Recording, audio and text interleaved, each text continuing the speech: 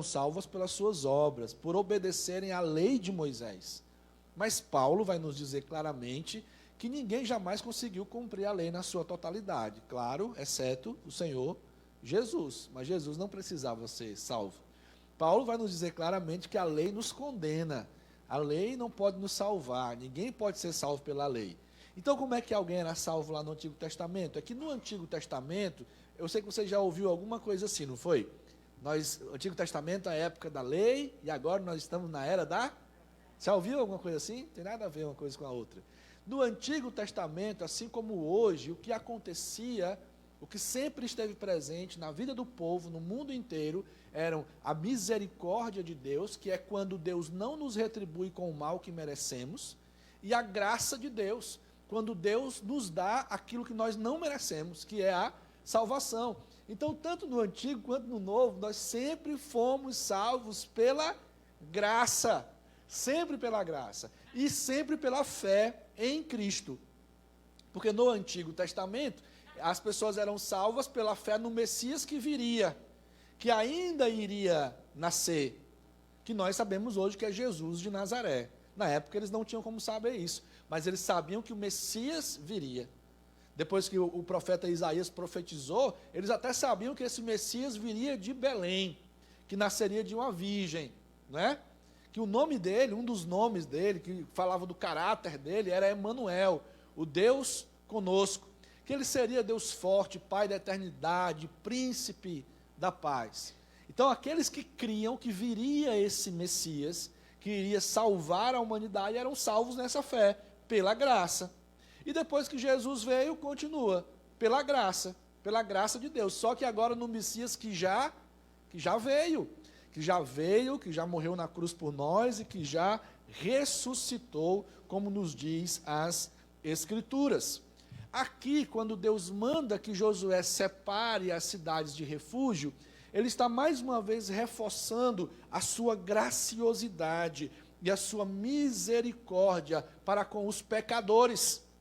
Por quê? Porque a lei de Moisés dizia olho por olho, dente por dente. Se você matar alguém, e se um familiar daquela pessoa conseguir te alcançar, te pegar na carreira, ele tem o direito de te matar e vingar a morte do seu parente. Porém, as cidades de refúgio eram lugares para onde os homicidas involuntários poderiam fugir, onde eles poderiam ter o direito de defesa, onde eles seriam julgados pela comunidade. Servia de exílio que durava enquanto o sumo sacerdote vivesse.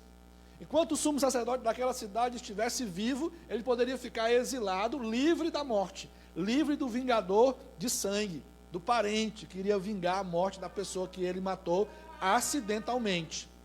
Somente depois da morte do sumo sacerdote era que essa pessoa poderia voltar à sua casa e à sua cidade de origem. Então, mesmo na lei, sendo olho por olho, dente por dente, Deus encontrou um meio de resguardar a vida daquele que mata alguém acidentalmente. Na nossa lei hoje tem algo parecido, né? Existe o homicídio doloso, que é quando há intenção de matar. Para esse tipo de homicídio há uma pena mais dura.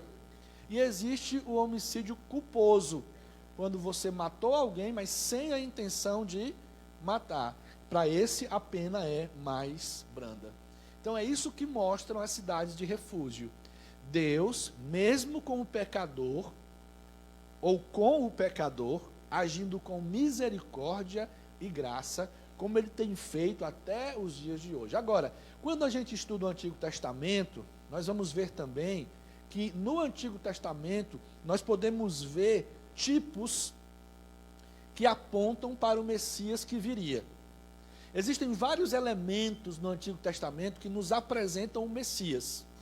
Por exemplo, quando Deus pediu que Abraão sacrificasse Isaque lá no Monte Moriá, Abraão levou Isaque para sacrificar o seu filho, mas Deus disse que não precisava fazer isso. E quando Abraão olhou, tinha o quê? Um animal preso pelos chifres, e ele sacrificou esse animal no lugar de Isaque. Ali era uma figura do que iria acontecer no futuro, quando o Messias viesse. Além dessas figuras, nós temos também as chamadas teofanias ou cristofanias. Sabe quando aparece lá no Antigo Testamento o termo o anjo do Senhor? Normalmente é uma aparição do Cristo pré-encarnado, antes de se tornar carne e habitar entre nós. Então, no Antigo Testamento, nós podemos ver Jesus o tempo todo ali também no Antigo Testamento.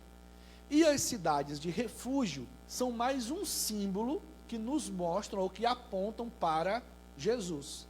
Quando a gente olha para essas cidades de refúgio, nós olhamos e podemos perceber aqui a graça de Deus apontando para Jesus. Se lá em Israel houve 6 cidades de refúgio, para mim e para você existe uma só. Quem é a nossa cidade de refúgio? Jesus. Jesus é a nossa cidade de refúgio. E é fantástico como a Bíblia no Novo Testamento vai confirmar isso. A palavra de Deus vai nos dizer em Hebreus 6, 17 e 18. Veja só. Querendo mostrar de forma bem clara a natureza imutável do seu propósito para com os herdeiros da promessa, Deus confirmou com juramento para que, por meio de 2 coisas imutáveis, nas quais é impossível que Deus minta, sejamos firmemente encorajados, nós que nos refugiamos nele, para tomar posse da esperança a nós proposta. Nós nos refugiamos nele, nos refugiamos em Cristo Jesus. Assim como as cidades de refúgio eram lugares para onde o pecador podia correr e escapar da morte, Jesus é a nossa cidade de refúgio, para onde todo aquele que quer escapar da morte espiritual, que é resultado do pecado, deve correr e assim encontrar misericórdia e graça. Como nós já lemos, o que nos diz o versículo 4 do capítulo 20 de Josué? Está um pouquinho claro, mas eu creio que dá para a gente ler juntos. Vamos lá? Quando o homicida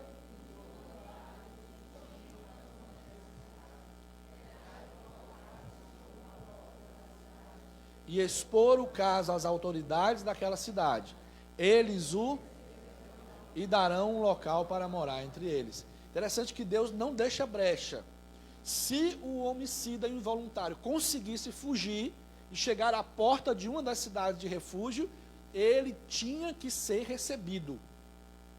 Aquela cidade de refúgio, que foi feita para isso, separada para isso, não podia rejeitar o criminoso, não podia rejeitar o pecador. Nós muitas vezes fazemos assim, até de maneira não intencional, de maneira natural, uma seleção das pessoas que podem chegar perto de nós, as pessoas que nós queremos ao nosso lado, muitas vezes até por um instinto de proteção.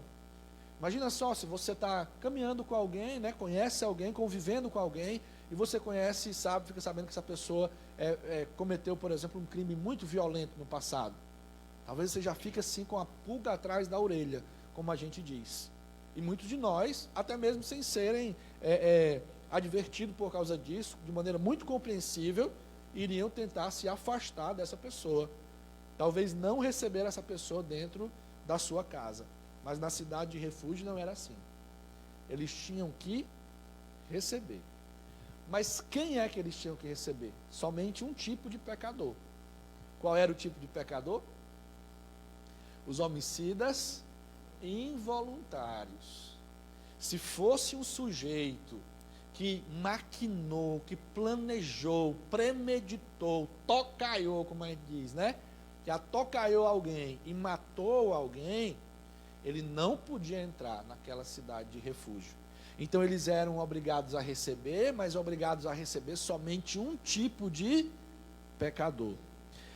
Pois o nosso Senhor Jesus vai muito além dessas cidades de refúgio, porque nós aprendemos na Bíblia Sagrada que Jesus recebe não somente o, entre aspas, pecador involuntário, como se isso existisse. Todos nós pecamos, porque pecamos mesmo, porque essa é a nossa natureza, mas ele recebe todo aquele que, arrependido, vai até ele. Se Jesus é a nossa cidade de refúgio, nós podemos ter segurança que ele vai muito mais além, ele é muito mais sublime e muito mais perfeito do que aqueles tipos. E é isso mesmo que acontece.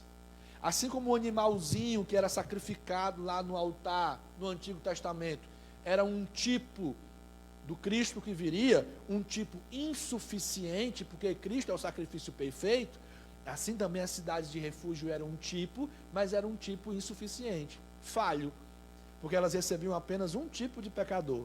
E Jesus recebe todo aquele que vai a ele arrependido. A Bíblia diz isso ou é invenção nossa? A Bíblia diz isso. João 6,37.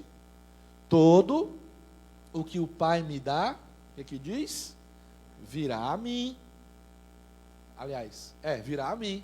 E o que vem a mim, de maneira nenhuma o lançarei fora.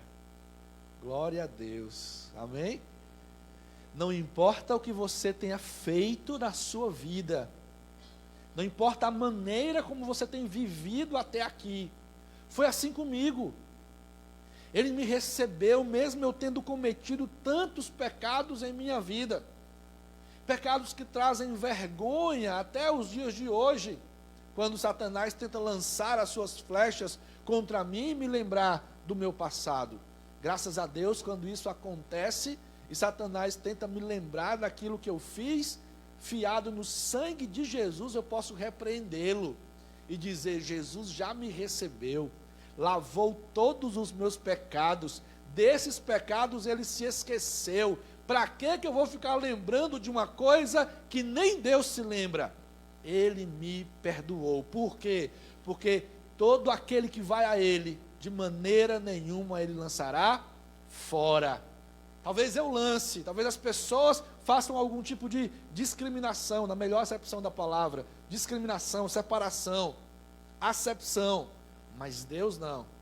Ele não faz acepção de pessoas. Jesus é a cidade de refúgio para onde todo pecador pode correr e encontrar abrigo.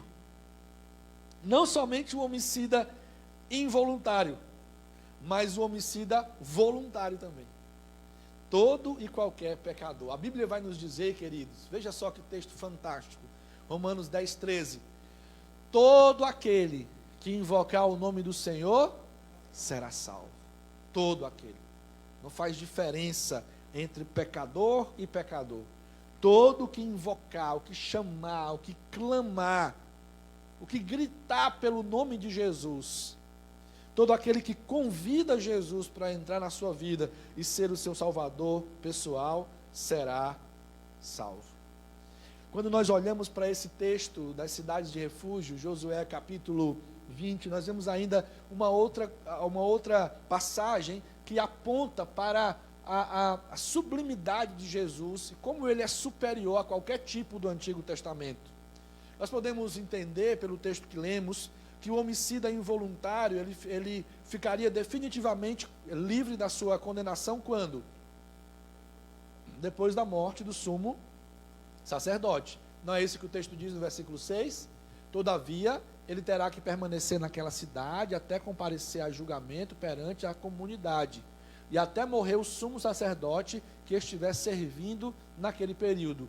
Então poderá voltar à sua própria casa, à cidade de onde ele fugiu.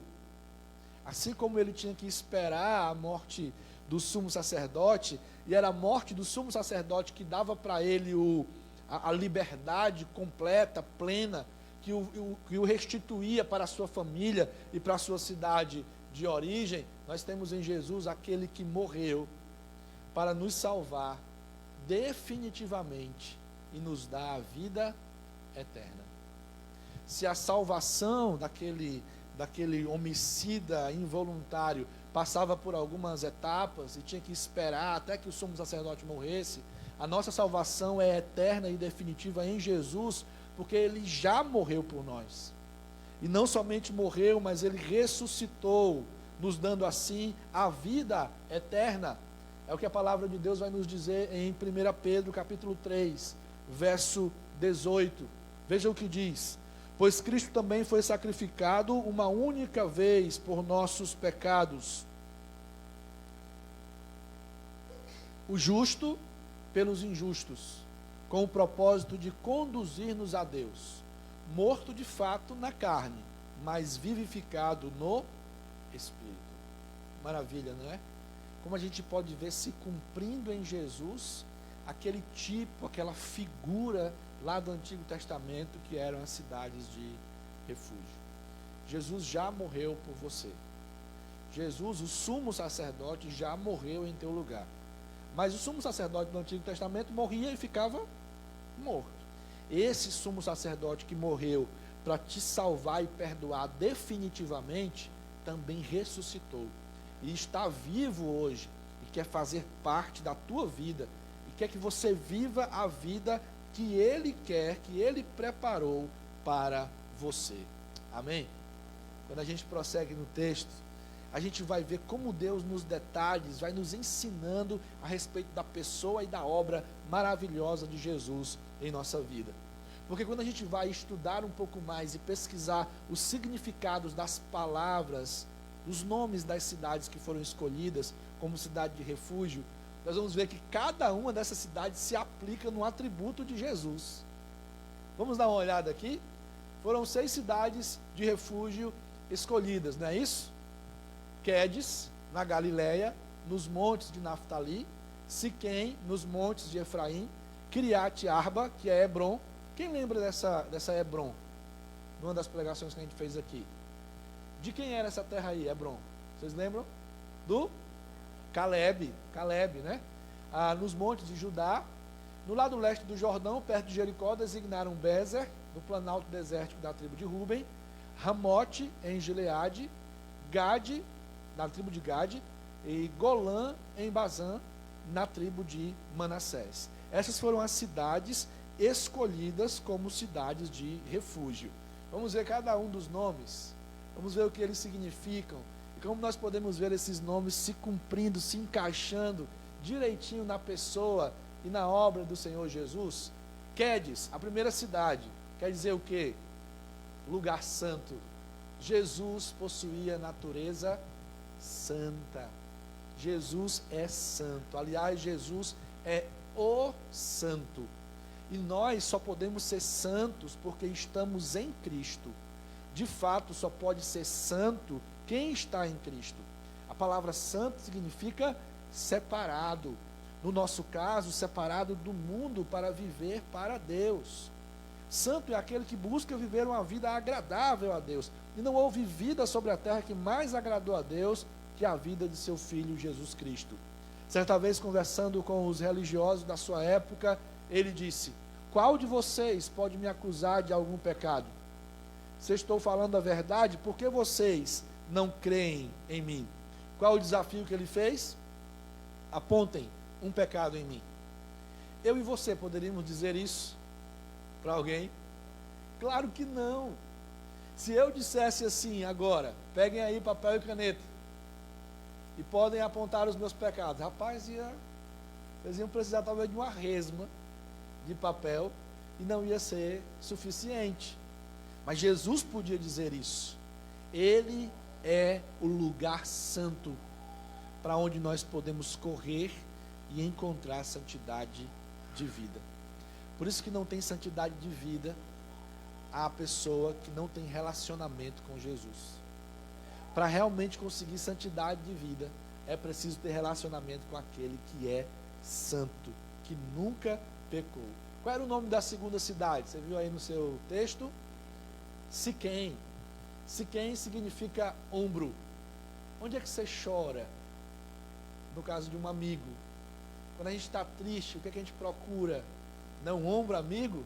Alguém para quem a gente pode contar as nossas dores, em quem a gente pode descarregar o nosso sofrimento, a nossa dor. Quem tem um ombro amigo aqui? Todos têm? Amém? Se você tem, glória a Deus por isso. Se você está falando de alguém que está perto de você, ou mesmo alguém que não está perto, mas é um ser humano, dê glória a Deus duplamente, porque você tem um outro ombro amigo. Talvez esse com quem você conta falhe um dia, mas Jesus jamais falhará com você.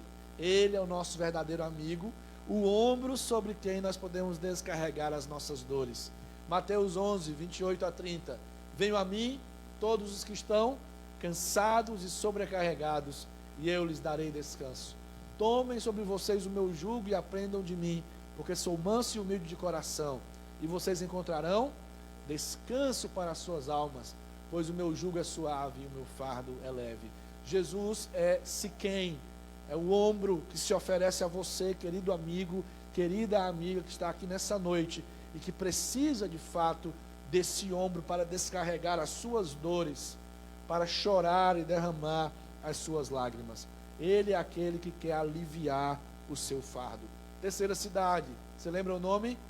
Hebrom, cidade de Caleb, né?